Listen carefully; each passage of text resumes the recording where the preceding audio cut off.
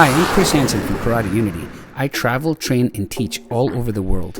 I cross-train with others because I believe that no style is the best, as you can always learn and improve on something. It's important to embrace similarities and learn from our differences. I also speak with amazing people to gain insight into the martial arts. Meet Sifu Milos Drakulic, traditional Wing Chun and Arnis instructor with a sharp eye for what really works. His close-quarter approach blends precision, pressure, and practicality. It's raw, it's real, and it speaks the same language we do at Karate Unity. Function over flash, and movement that makes sense. Let's jump in. So this is something I grew up with. Yeah. And I realized that's very vicious. And since I'm 14, in Germany, you're not allowed to carry guns. So we all carried knives, blades, that size to that size. Okay. And since then, almost every street or group fight ended up with a stabbing, slicing, whatever it is. So to be honest, I'm more lucky than I was smart that I'm still alive and I have still all my limbs being able to move them. Yeah. But then I realized how vicious and dangerous blades are. And all this summed up that I always try to find a system or the better system or systems who I can connect to each other, that I can deal with those different circumstances. And then I really found out in a very hard way that I was so technical based. So my whole thinking was, I have this technique, I learned this. So I forgot about the mutual understanding what it is about. And nowadays people talk too much about the mindset. And I understand if you have a fight in a tournament, okay, in a big event, so you go or in timeline. And the mindset is they talk about the game plan. And in real life, what I experienced is you can have a mindset whatever you want when it's not connected, mutual with your feeling you have. So when I think about something and this feeling is not matching this mindset, it's never going to work. And I found out the hard way. So every time I felt aggression towards someone and I pictured my lost situations in the street when I was badly damaged, I only had fear. So I was not able to get from this fear to bravery or to anger again. It was just fear.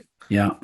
And then I had a great teacher in the Kyokushin system, and that he told me something about their nervous system, how it works. He told me, look, I have to see it as on a timeline. So the first thing what we all have is fear. Someone threatens us, we have fear. That's a mutual instinct.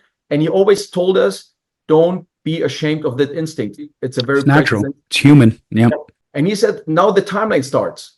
So the earlier you are able to move in, to put a veto in, to be like, no, now I'm going to be aggressive or angry, I'm going to fight. The easier for you is now to be able to do something. The longer the timeline of fear takes time, the harder it's going to be to raise up again. So I was thinking about how can I train this? And again, only you expose yourself to situations or to contenders like that.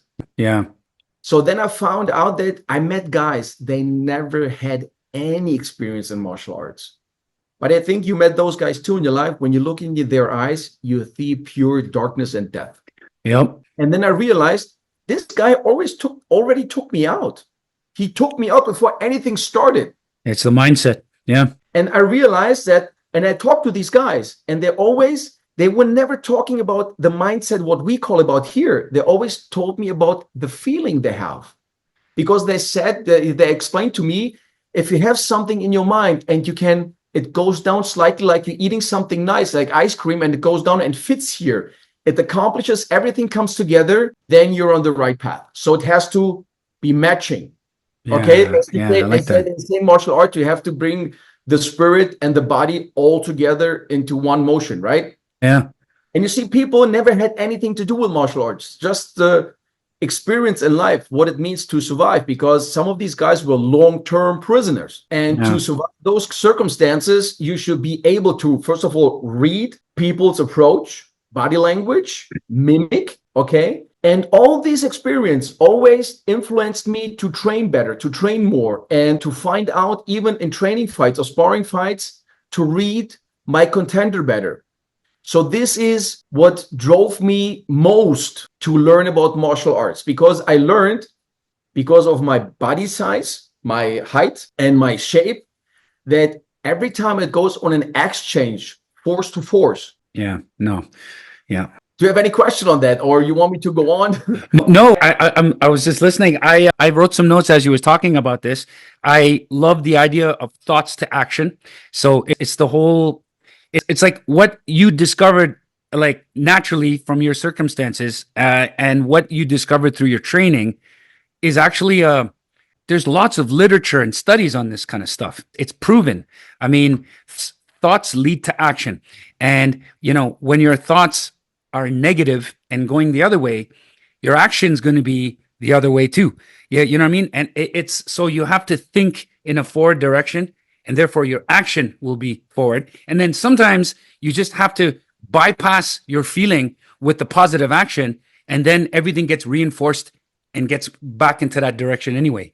Right. So I love this stuff. And I was making connections to what my karate teacher taught us when we were younger. He had a big self-defense mindset, and he would just use red light, green light type of thing, like a traffic sign.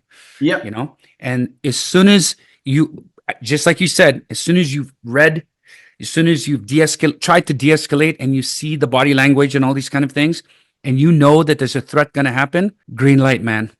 It's easy to talk like that, but you got to train that way. So I want to know now, I guess, how some of your training exercises, or how you train your students for self-defense. So first of all, the first experience my students have to make is, what is a realistic approach of someone who picks on you? And now I would like to talk about what real self-defense, from my opinion, is. I know there are many opinions out there, and I understand them.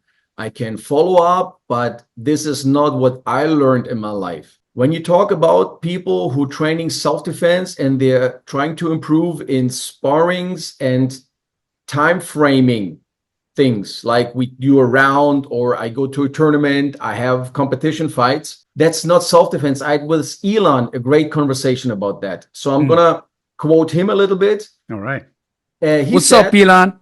Yeah. Shout out. Inside Fighting. Watch this channel, guys. Yep. And he said that in an arranged fight, which is always fight for a championship or anything else, a tournament, an arranged fight. Consensual. Yeah. You have to save your energy throughout a time frame. So you have to fight for points, or you have to calculate your aggression. Okay? Yeah. But in a realistic situation, yeah, someone wants to put his whole aggression into one strike. Okay. Yeah. And I like this idea a lot because it explains a lot. What I tell people all the time, someone who picks on you, he don't want to have a challenge. He picks on you because he sees in you a weakness, so he considers you to be a victim. No one approaches you, pushes you in the chest, and asks you for a fight. Someone who approaches you to really harm you, he sees in you a weakness, so a victim. Because those guys, they are not looking for contenders. They don't want to waste time. They want to try to intimidate you while they're approaching you. So they want to keep you, when they punch, they want to keep you at your weakest spot, emotionally, psychologically, and then physically.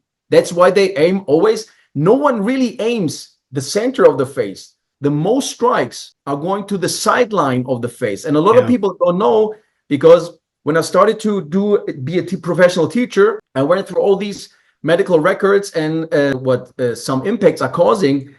A hard strike to the temple causes in 50% of all cases immediate death. Yeah. So I went and I did this by myself with all my students. So because I joined a lot of cases in court when people killed someone in a street fight. And I don't call this a self-defense. I just call it a street fight, what it is. So, and they have to justify why this guy died and this guy, and why he didn't stop. He said, no, I aimed his chin. And the judge asked him, but when you aimed his chin or his jaw, how you can just hit his temple? But what all these people don't know, and even trained guys, when I see the comments on my channels or other channels, trained guys who are professional fighters, they always take out that we all have the same nervous system. We all respond the same thing. And even these trained fighters do all the same. When someone launches a punch towards my face here, we all startle. We do this. So you see, When this is the fist and I come down, Yeah. I bring my temple. Yeah, you expose it. Yeah. So you see, it's an coincidental strike that happens. And even you see in professional boxing, everything what hits here pretty hard, and even sometimes it's a slip hit, it's a knockout. Right. So, and this is how I changed my approach, that I tell my students in the beginning, I give them the experience, I approach like a bully. So a lot of martial arts teachers, they don't want to be the bad guy. They want to show up as the good guy. I'm on the right side, okay? It's like a doctor. When you go to him, you have an issue, and he pretends that he never was ill or sick. But you need a guy over there on the other side who really understands your position. So this is why I always play the bad guy, and they start to be afraid, really afraid. And I don't say anything. I don't yell at them. I just appear. And they start to feel uncomfortable. I said, you see, this is what you have to handle first. This is what you have to understand now. When you leave the class today and you see someone is approaching you like this, move away. That's the first thing, to realize or recognize danger and a threat. That's the first thing. Anything else, then I build through practice, like how to approach, how to position yourself. What should be your goal as a person who gets into that situation? Because what people nowadays consider as a self-defense is nothing more than a ritual fight. If I meet you in the bar and we have a disagreement, or I'm standing at the bar and you want to just fit into that spot and I push you a little bit, that's not what happens after that. It's not self-defense. It's a ritual fight between two men. Because I look at you, look at me. What's wrong? What do you want? What do you want? Well, you want to meet me outside? It starts right away. This is not self-defense. This is a ritual fight. What we, by phylogenetics, have. A self-defense is, I am psychologically, mentally, and physically weaker. I see it, I feel it, I smell it, and I realize it. So what now? And those people need self-defense tactics. Someone who dares to do something. Do whatever you need to do. Pick a Asher, pick a what you know what I mean? Yeah. And I know that of course, we can spread the term of self-defense to all these circumstances. We can spread it out. But with my students, I tell them, if you don't realize the real threat, it doesn't matter what you dare afterwards. It's always too late. So, and then I tell them the preparation, if you feel confident in self-defense, to position yourself the right way, to have the right idea of what you want to do. You want to go home unharmed. Then you can build on tactical training, practical training with techniques to just show you, okay, now how you can attack, how you can take on a challenge when this move is not working properly, or you are now more confident because of your preparation. And now this starts to go a little bit more back and forth for maybe 2 or 3 seconds. Okay. So then the next step, you see, I see it as a circumstance or as an appearance of steps, of patterns that develop, and it's not this or that. Excellent. So I love the idea that you ingrain scenarios into your students. I wanted to just get a little bit more clear understanding, if you don't mind. So back in the day, we would do self-defense in our karate schools and things like that. And I was guilty of also teaching it this way too, until I started cross-training with different artists and combat sport players and discovered, the whole MMA approach where, you learn some drills, but then you live drill and you spar with it and you dial up the resistance, right? Where there's lots of problem solving involved, right? And so I find that the best way to practice self-defense, as opposed to, say, when I was younger, we would learn, okay, defense against the lapel, for example. Okay, trap the hands, palm strike, grab, knee, release. That's it. But, fights don't go like that, right? We know that. You and I know that. And I know you know that. But I don't know you as a person, but I've seen, like, what's good now is, our digital age now, through technology and stuff, you can see what people are doing, right? And you're doing great stuff. And I want to talk more about it. But my question is, so back in the day, the instructor would teach us a response. So grab, okay, someone grabs, okay, trap the hand, block, hit, whatever, wrap, whatever, take down, boom. Okay, repeat. And then, we would learn all that, and that's great. But I want to know how you teach sequences. How do you provide your students with problem solving? How do you make them versatile to be fluid? Because that's important. Yeah. So for me, it is always they have to, first of all, learn to withstand the intimidation. Okay.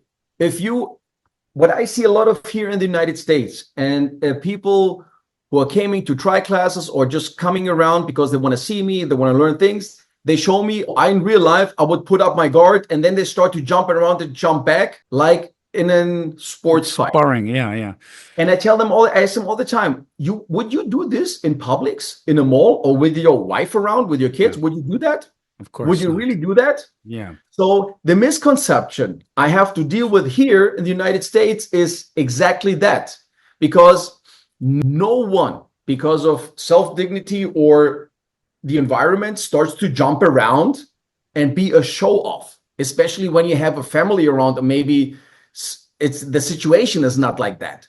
So I train that if you have intimidation, pull up your hands towards this person's face. Don't do anything, just towards his face, and everyone's going to stop. I taught the Broward Sheriff's Office, the SWAT team here, for a couple of years in close combat. And these are trained guys. These are all military background guys. And I tell you, it worked with all of them. Because they all felt immediate, I have to step back. Because if a fly flies towards your eye, a fly is so small, but you do this, right? Yeah. And this is how my first approach is based on. I tell my students, just bring up your hands towards this person. Don't close to you. Yeah. Because if you want to keep the burglar out there where your property starts and not where your house starts. Right. So, and when you do this, and then I tell them, don't ever try to do backwards. Go sideways or go in circles, because then he has to rearrange all the time. He's got to move, yeah. Yes, he's got to move. So every time he has to move, he's not considering to punch now, because it's hard to do something like that. Yeah. And no professional fighter is going to come and try to trick you and try to take you out. Maybe if he's drunk, but then it is what it is. But the whole population in the United States, only 1.8% are doing martial arts. Not more. And it's the average number in the world. It goes from 1 to 1.5%. It doesn't matter where you go in the world. That's interesting. Yeah. It doesn't matter where you go in the world. So basically telling someone to put a guard up and be ready like this, it's almost never happening. And I tell from my background, I never saw anyone, even in an arranged fight, be like, hey, let's go outside, facing each other, and then it starts. Yeah. Okay. Yeah.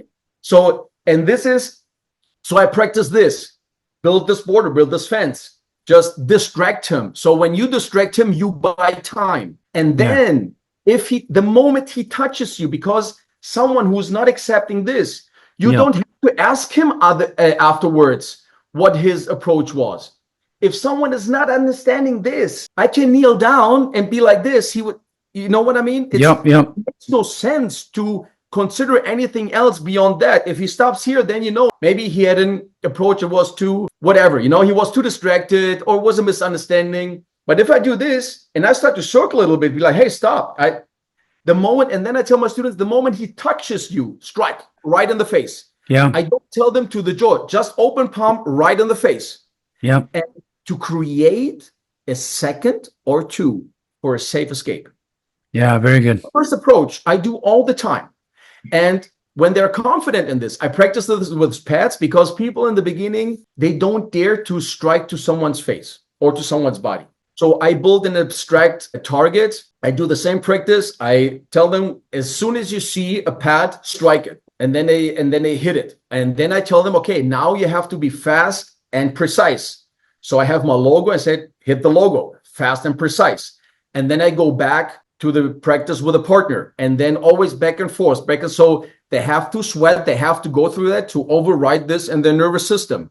So the next step is, when they feel confident with that, the next step is then, what if someone grabs your hands? Because if you have your hands up, it's just, he don't likes it.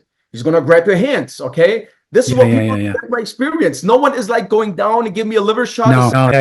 Yep. Okay. So build an area, a space in front of you that he cannot bear hug you so easily. Because if my hands are up here, no one's going to go for a bear hug. He wants to get rid of my hand. He wants to occupy my private space. That's my intimate space. And this is how I teach beginners.